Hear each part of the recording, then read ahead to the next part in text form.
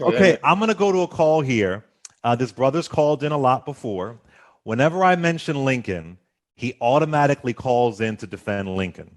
Oh I'm no. gonna take this call, and I'm sure Keith is gonna have fun with this, and let's go to it. Him and I, we chat on Twitter, so it's all love.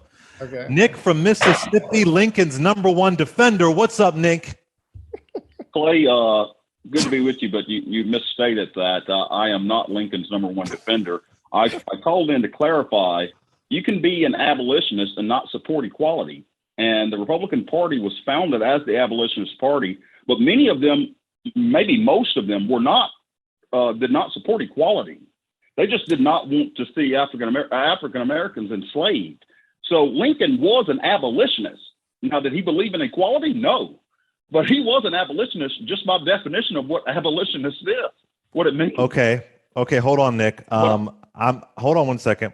I'm going to tell you that you're wrong about that, and I'm just going to give you some quotes from people who know this much better than I do. His name is John Stauffer. He wrote an amazing book on Frederick Douglass and Abraham Lincoln called Giants: The Parallel Lives of Frederick Douglass and Abraham Lincoln. And John Stauffer said this: Abraham Lincoln was first and foremost a politician. He was never a radical, never an abolitionist. Even at the end of his life, he had a hard time envisioning an America in which blacks lived as full equals. But he believed that the strategy for ending slavery was very gradual emancipation. In 1858, when pressed on when Lincoln believed the ultimate extinction of slavery should occur, he said not less than 100 years. So that means in Lincoln's America, slavery would have ended in about the 1950s. But if you don't believe me, you can also believe Henry Louis Gates.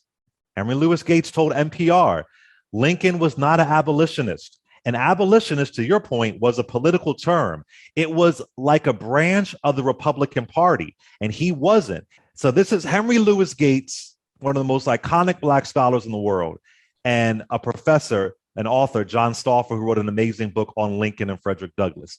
Lincoln was a politician. He wasn't an abolitionist. William Lloyd Garrison was an abolitionist. Thaddeus Stevens was an abolitionist, and they were dragging Lincoln left and right. It's the reason why Douglass didn't support Lincoln during his 1864 campaign, because he felt like he was horrible when it came to slavery. So these are two scholars. I'll give you a final comment. Oh, and actually, no, let me let Keith take it. Go ahead, Keith. Well, I don't even really want to quote scholars. I just want to quote Lincoln. If you can allow me to read two quick quotes from Abraham Lincoln. One is, first, this is about Lincoln's white supremacy. He writes, there must be a position of superior and inferior, and I, as much as any other man, am in favor of having the superior position assigned to the white race. Abraham Lincoln. This is a second quote from Abraham Lincoln. If I could save the Union without freeing any slave, I would do it. And if I could save it by freeing all the slaves, I would do it. And if I could save it by freeing some and leaving others alone, I would also do that. Lincoln said his paramount object was to save the Union. Slavery was just a tactic to help to achieve that goal. And also, I want to say one more thing to you, Nick, and I'll let you comment. Andrew Johnson, the devil, his VP Democrat, Andrew Johnson was against slavery as well, too, but he wasn't an abolitionist. I think we can all concede that, I would hope.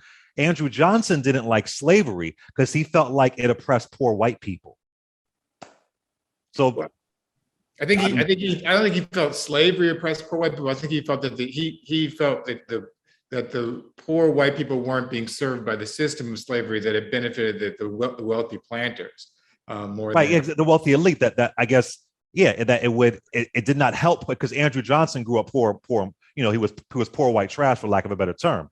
But he was not for slavery only because of the way that it treated poor white people and it elevated the planter elite. I hate that term, planter elite, but you know what I mean. So I don't think just because you were against slavery for your own white supremacist reasons does not mean you're an abolitionist. But go ahead, Nick. Final comment, brother. Can you hear me? I can. Final comment. Yeah. After the filibuster, thanks for allowing me to speak. I thought it's my show, Nick. But I wasn't able to respond. You give me 20 things here, and now, all right, respond. I'll just say this: the party, if you go back and look at the history of the Republican Party, the party was founded as an abolitionist party. And all I'm saying is I do believe that Lincoln was an abolitionist, but did not support equal rights. I'll leave it at that. Thanks. All right. He said, fuck what y'all said. I still said what I said. I don't give a damn about quotes, about historical facts, nothing. It's my opinion. It is what it is, Sham. Okay, Chris Wallace Jr. You tried it. I mean, it's funny that we're having a conversation about Abraham Lincoln in 2022. Because Keith, Abraham Lincoln is a religion that they have to convince us he was the. People make millions of dollars off of Abraham Lincoln, and I don't know why they don't uplift Ulysses S. Grant. We've had this conversation before. They can uplift John Brown, Thaddeus Stevens, but Abraham Lincoln is profitable. That he was the great emancipator. But see, I actually see things just a little bit differently. I think we need to appreciate the complexity of people. I can still appreciate the fact that Abraham Lincoln signed the Emancipation Proclamation, pushed for the 13th Amendment, and prosecuted the war against the Confederates.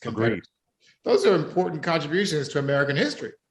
But we don't have to whitewash the fact that he was also a racist in the process. Yeah. I say this about Lyndon Johnson a lot. Lyndon Johnson is probably my favorite president in American history.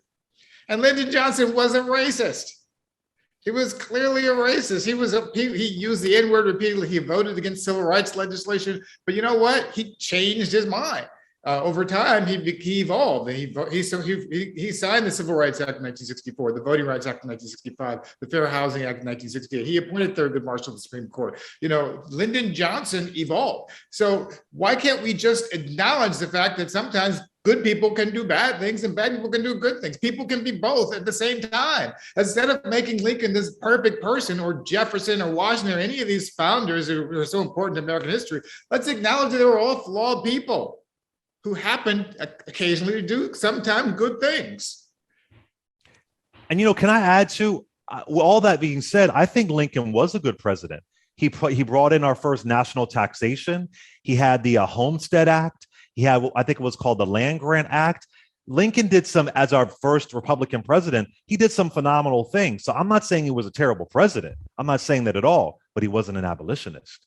Well, the Homestead Act also gave away hundreds of millions of acres of federal government land to white people, of land that was federal government land that had previously been indigenous land. They gave it away to white people. I'm trying. Okay, you got me. Yeah. But hold up. Didn't the Land Grant Act, didn't it? That's colleges, state colleges. Yeah, colleges. Yeah. Yeah, it institute colleges all across the country. Lincoln did that. I'm not saying that the Homestead Act was even a bad thing. And even when I say that, I'm just saying that it gave away but it did mess up land to white people. The reason why I mention that is because there are white people today who say, well, black people should just lift themselves up from their bootstraps and they should build themselves up from the scratch like we did. But white people exist because the government supported them. Even the GI Bill and after World War II, the Greatest Generation, that benefited white people. It helped white people buy homes in the suburbs. It built highways. We built highways for white people to go to the suburbs. We built a nation to support white people. Mm-hmm. And then when black people asked basically for some help from the same government to support us, oh, you just want welfare. Yeah. Corporate welfare. Lift up Ulysses S. Grant, damn it. I know he had some financial scandals, but that was a good dude.